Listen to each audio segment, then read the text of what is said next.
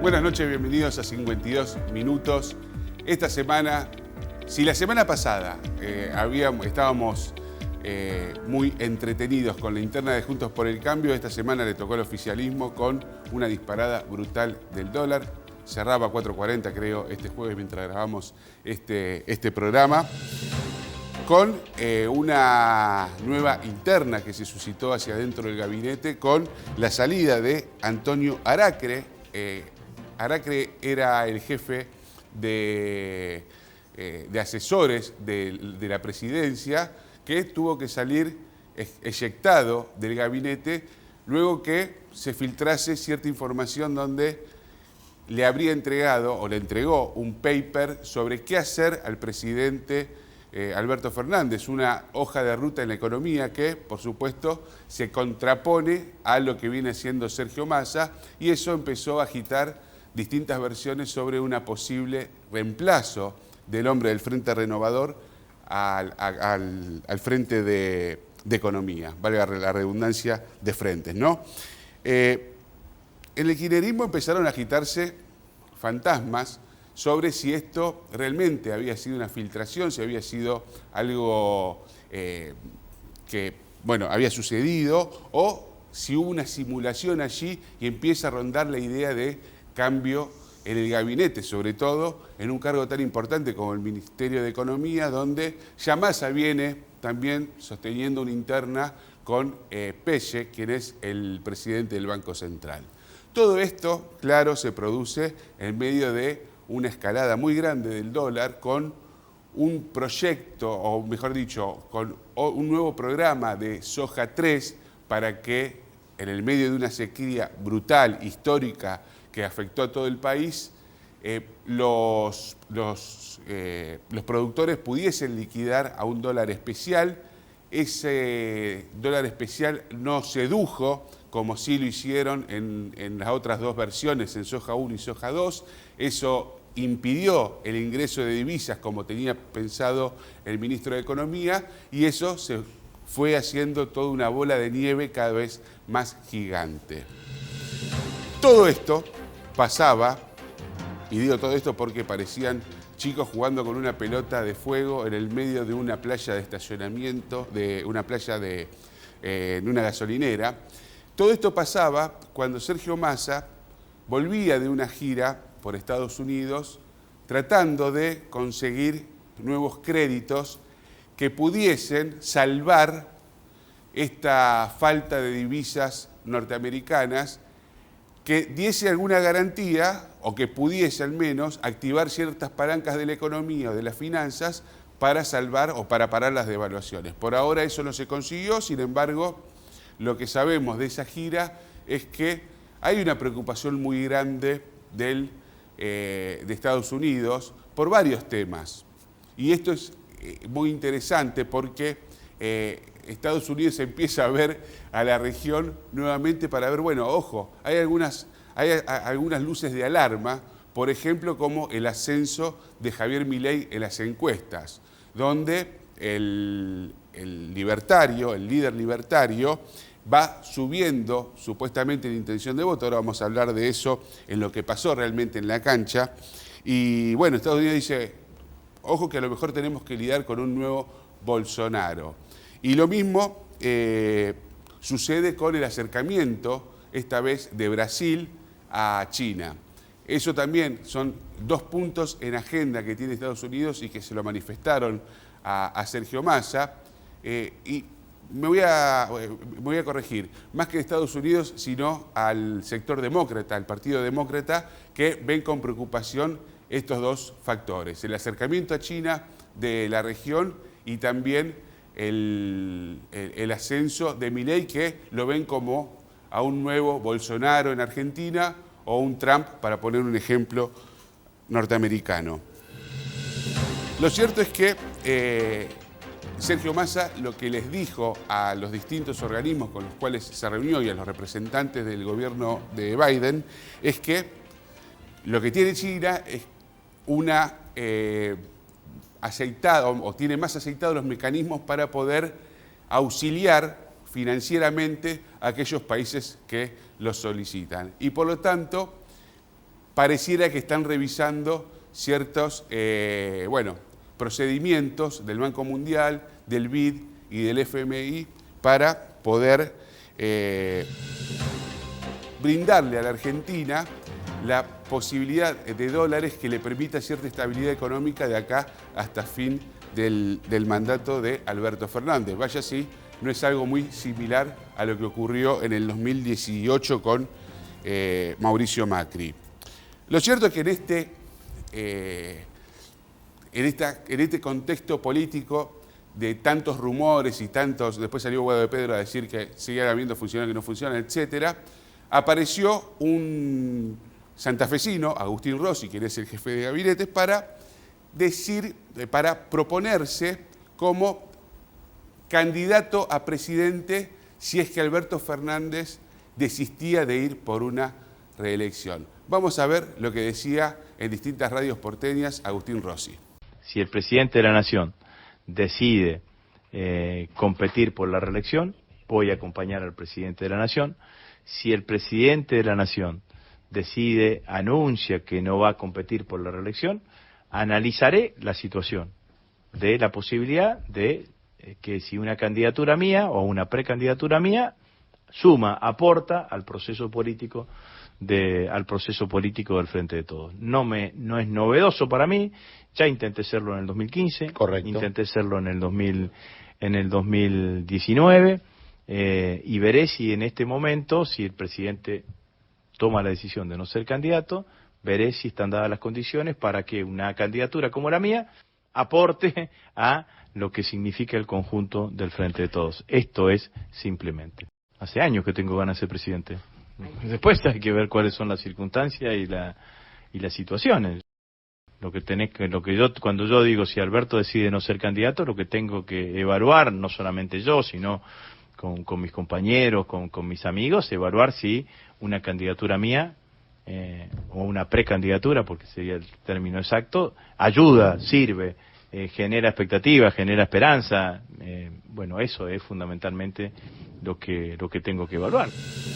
Bueno, si algo no le podemos criticar a Agustín Rossi, que es audaz, que es un guerrero, ya lo hemos dicho en otras editoriales, que si hay una elección y quiere competir, lo va a hacer, por más que le pida que bajen candidaturas, etcétera. Vamos hoy a hablar con una persona muy cercana a Agustín Rossi, quien es Roberto Zuckerman, que ya se lanzó para precandidato a intendente. Vamos a preguntarle algunas cosas sobre el escenario nacional también. En otra parte del país, en Bariloche, hubo una reunión, un encuentro de los empresarios más importantes del país, donde, bueno, ellos se reúnen ahí en el Liao Liao, un hotel muy lindo, en el Cerro Catedral, y van los políticos y van pasando como si fuese un desfile de modelos. Este es un desfile de políticos, y había mucha expectativa con respecto a Javier Milei, que, bueno, intentó explicar su proyecto de dolarización, no convenció a nadie, la verdad que se fueron con más dudas que con certezas. Lo cierto es que habíamos dicho, en Estados Unidos ven con preocupación el ascenso de Javier Milei. Los principales empresarios del país no compraron el paquete de dolarización que les dijo que le ibas a explicar. De hecho, se cuestionaban por qué era tan duro con economistas de muchísima trayectoria. Es más, por qué se peleaba tanto con los principales referentes de la economía a nivel internacional históricos, ¿no? Por ejemplo, con Keynes. En fin, lo cierto es que, más allá de ello, Javier Milei sigue creciendo en las encuestas, porque en definitiva lo que cuenta en una elección es el voto del pueblo, es lo que elige el pueblo, más allá de que Estados Unidos no te quiera, más allá de que los empresarios no te quieran. En el 2011 pasaba eso con Cristina y, sin embargo, la gente apostó el 54% de los votos por Cristina Kirchner. Por lo tanto, el contexto o lo que pasa en la cabeza de la gente y del pueblo suele ser muy diferente a lo que tienen los grandes empresarios del país. ¿Cuál es el problema que tiene Javier Milei ahora? Bueno, que sus referentes provinciales no, en las dos contiendas electorales, en Neuquén y en Río Negro, no llegaron siquiera a pasar el 10%, no llegaron a tocar el 10%, y por lo tanto allí se abre un interrogante si eso va a, bueno, traccionar o no va a traccionar, si eso le perjudicará a Javier Milei a la hora de llegar a la candidatura presidencial. ¿Qué dice el libertario? Bueno, que yo voy a apoyar a aquellos candidatos a gobernadores que midan más de 10 puntos. Ahí voy a ir a la provincia, voy a hacer campaña. Si no, me voy a quedar en el molde. Pero bueno, esto es como una especie de campeonato. Vos para llegar a la final tenés que pasar por los octavos, los cuartos, la semi y llegar a la final.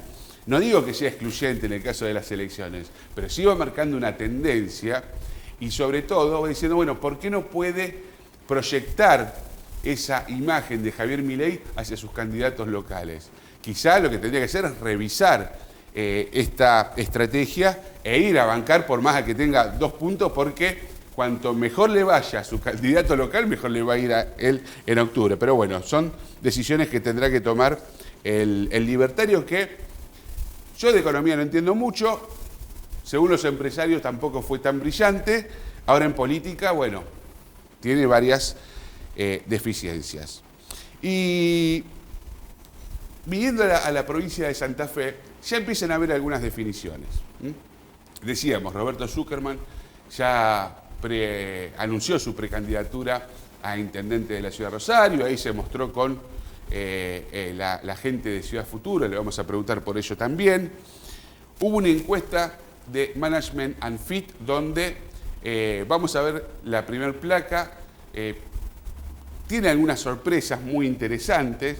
Por ejemplo, el espacio político a gobernador se preguntó por qué frente votaría la gente. Son 1.800 casos son una buena cantidad de casos, la mitad fueron presenciales, por lo tanto también da cierta seriedad al estudio.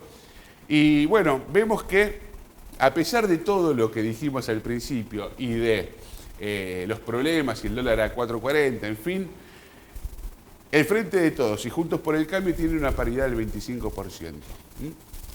Significa que las elecciones hay que jugarlas, es como en el fútbol los partidos, nada está definido, por lo tanto, atenti a los que creen que tienen algo ganado, porque la realidad después suele ser bastante más cruel con aquellos que son tan optimistas.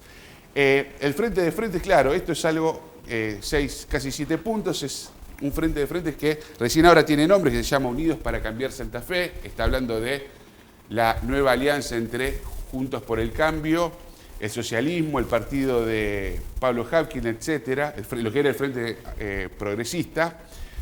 Después, abajo, bastante abajo, hacemos Santa Fe 2,3%. Este es el sello del gobernador Omar Perotti. Fíjense que bajo que estaba Hacemos Santa Fe, por lo tanto eso no significa que no fue una identidad política que haya permeado en la gente. Vamos a la otra placa ahora. Y aquí vamos a ver por los candidatos. Porque quien encabeza esta lista, no, vamos a ir al escenario 1, porque el escenario 2, bueno, el escenario 2, Management and Fit lo hizo en 2 escenarios. El escenario 1 con Carolina Lozada jugando en la provincia y el escenario 2 sin Carolina Lozada. Les anticipo que el día 26 de mayo Carolina Lozada va a lanzar su precandidatura a gobernadora de Santa Fe. Va a ser un día después del encuentro en Callastá, donde este frente que se llama, y lo voy a leer, Unidos para Cambiar Santa Fe, se van a mostrar como si fuesen todos muy buenos amigos que van a competir en una sana interna abierta. ¿Qué dicen las intenciones de voto a candidato a gobernador? Marcelo Lewandowski, con 19 puntos, encabeza el podio. Según fuentes que son cercanas al senador,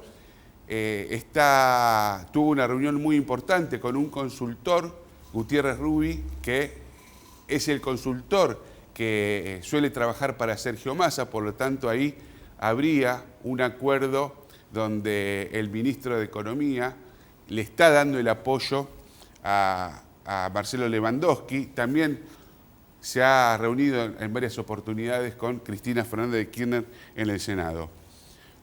De Lewandowski dijimos entonces 19 puntos. Este es un buen dato. Maximiliano Puyaro por encima de Carolina Lozada, casi 15 puntos Puyaro y 13 Lozada. ¿Qué dicen en Juntos por el Cambio? Bueno, el radicalismo, que analizan estos datos. Bueno, que Puyaro hace un año que está de campaña y Carolina Lozada, este es el piso, recién arranca. Después del 26 la vamos a ver más activa y esto va a tener una proyección mucho más alta. Veremos si eso ocurre, todo da a entender que sí.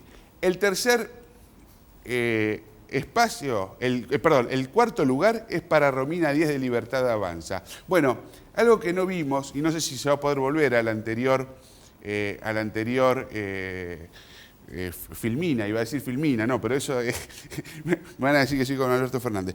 El anterior placa es que el espacio de los libertarios, el Partido Libertario, tiene, acá está, el Partido Libertario está tercero como frente, 16-3. 16-3. Vamos a recordar esto y vamos a volver con Romina Díez, que Romina Díez tiene 13 puntos. Romina Díez va a ser la candidata a diputada nacional de los libertarios. Por lo tanto, no va a ser la candidata a gobernadora. Sin embargo, logró prácticamente fidelizar el 16% del Partido Libertario. Bueno, Antonio Bonfatti después por abajo 5-3. Rolly Santa Croce 2,9, casi 3 puntos. Y por abajo Roberto Mirabella con 2,7, similar a lo que nos reflejaba la categoría de Hacemos Santa Fe, que dijimos que era el sello de Omar Perotti.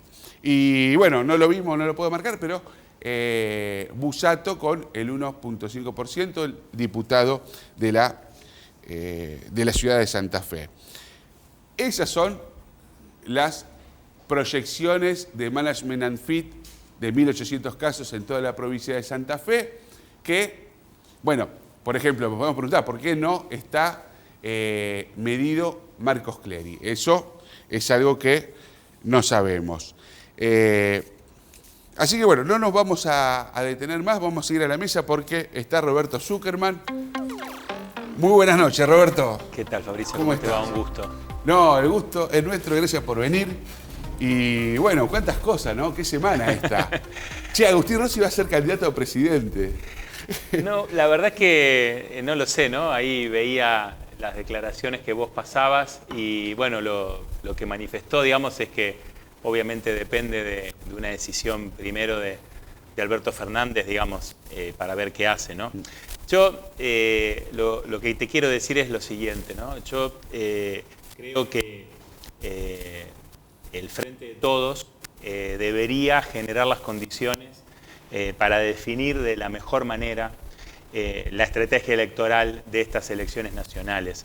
Yo he sido muy crítico públicamente, lo he dicho siempre, de cómo el Frente de Todos resolvió o no resolvió o intentó resolver sus diferencias en una coalición de gobierno, ¿no? Donde hay un presidente, donde hay una vice en un hecho inédito, digamos, que es una figura trascendente para la política argentina, como es Cristina, digamos, ¿no? Es la política argentina que obviamente más caudal de votos tiene, entonces, digo, se da una situación, digamos, atípica en ese caso. Y bueno, Sergio Massa, que claramente también es un referente muy importante, digamos, y que fue también muy importante para conseguir el triunfo electoral en el 2019. Por lo tanto, estas cosas, algunas de las que contaste en tu editorial, de estos cruces que se dan, me parece que no son beneficiosos, no solamente para el transcurrir del gobierno, sino también para el futuro electoral. Y yo estoy convencido que el Frente de Todos, o como se llame, o digo como se llame en el futuro, no sé si seguirá con ese nombre, creo que además tenemos que tratar de invitar a otros sectores a que también se sumen a esta futura coalición para el próximo gobierno.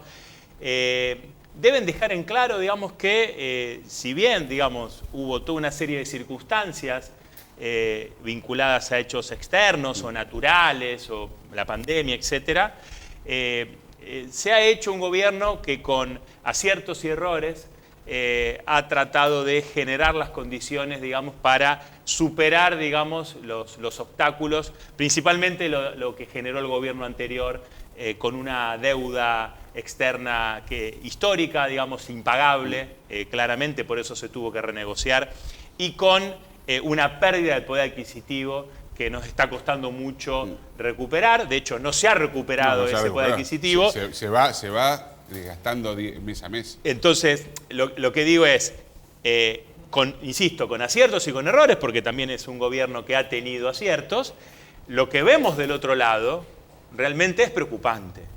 Porque no solamente los empresarios ven con mucha preocupación las consignas sin ningún fundamento que da Milei, digamos, ¿no? Que son absolutamente descabelladas y que no tienen ningún asidero, ninguna fundamentación, y que los empresarios se miran como diciendo, bueno, Dios nos libre y nos guarde. Digo, también con otros representantes de esos sectores, digo, como por ejemplo Patricia Bullrich, también tiene falta de sustento, digamos, en sus afirmaciones, y no solamente económicas. Digo, lo mismo, Milei no solamente con la dolarización, sino con muchas otras barbaridades que dice. Sí, totalmente. Entonces, ¿qué quiero decir yo con esto? Quiero decir que creo que a la población nosotros debemos poder hacer una autocrítica, poder decir que claramente se han cometido errores y que no ha sido el gobierno que nosotros esperábamos hacer, y que claramente, digamos, como peronistas, nos duele que haya trabajadores que no lleguen a fin de mes, que haya situaciones de desigualdad y de injusticia social, porque nosotros justamente representamos todo lo contrario, pero que estamos convencidos que somos nosotros, y es el camino histórico del peronismo, con Perón, con Néstor, con Cristina, digamos, ¿no? Y con lo mejor que ha podido hacer este gobierno, los que podemos seguir por un rumbo de industrialización, de generación de empleo y de inclusión social. ¿Vos creés, Roberto, que el grado o la tensión política que se vive hacia dentro del oficialismo no es proporcional a los errores y las críticas que se le puede hacer a Alberto Fernández? Lo que pasa es que, en definitiva, como yo te decía al inicio de lo que te estaba diciendo yo antes, digo, a mí me parece, digamos, que también hay responsabilidades compartidas, digamos, ¿no? Y me parece que no encontró el Frente la mejor forma de discutir esas diferencias. Digo, se discutieron a cielo abierto, sí, a ver, digamos, ¿no? Parece una serie de Netflix, digamos, ¿no? No, pero yo creo que hasta algunos dirigentes de la política perdieron el sentido de la subsistencia. Perdieron el sentido de la preservación, de decir, a ver, estamos jugando con cosas que son muy delicadas, como dice Serrat. No, y ¿sabés qué pasa, Fabricio? Que el problema no es si nosotros tenemos un cargo o no tenemos un cargo. El problema es la nación, la patria y el pueblo argentino. Digamos, que va a sufrir las consecuencias de sectores que, como recién me lo nombrabas Agustín Rossi, que tiene una frase que me gustó mucho, dice, la diferencia entre Bullrich y Milei es el largo de la mecha. Es decir, con uno o con otro, el país explota. Es decir, no hay posibilidades realmente serias de que puedan gobernar si llevan adelante las políticas que están anunciando. Porque las políticas que están anunciando van en contra de todo lo que nosotros defendemos, y obviamente que van a avasallar derechos, y obviamente que van a tener una resistencia de distintos sectores políticos, de distintos sectores sociales y hasta de distintos sectores económicos. Porque hoy el grave problema que tiene la Argentina es la desigualdad y la falta de redistribución de la riqueza, porque hay empresarios que la están juntando en pala, hay empresarios que le está yendo muy bien, digamos, ¿no? Entonces, lo que nosotros tenemos que hacer es dar el paso de redistribuir la riqueza y de llevar adelante políticas públicas para atender a los sectores más desfavorecidos, para atender a los sectores de trabajo informal, para atender a los sectores del que cobra un recibo de sueldo y no le alcanza la plata para llegar a fin de mes. ¿Vos ves alguna coincidencia entre lo que pasó con el funcionario que se tuvo que ir, que fue CEO de Singenta, y que el campo no esté liquidando dólares con el programa Soja 3? No tengo información, ¿no? O sea, no puedo decirte nada con una base de sustento sobre datos de la realidad. Yo creo que en realidad el campo liquida o no liquida, si le conviene o si no le conviene, con el gobierno que sea. O sea, yo no veo una teoría conspirativa no ve la en ese conspiración sentido. ahí. No, y creo, además, que lamentablemente, producto de una sequía histórica que hemos sufrido como país y que ha sufrido el sector agropecuario en particular, no van a tener demasiadas chances de especular, porque van a tener claramente necesidades de solventar Créditos, con sus sí. recursos, exactamente, porque lamentablemente ni siquiera en muchos sectores han podido cosechar, digamos, ¿no? Entonces no vamos a tener la cosecha gruesa que solemos tener, y entonces digo, me parece que tampoco hay tantas posibilidades de especular. Vamos a un corte y volvemos y nos metemos ya en Rosario. ¿Cómo no?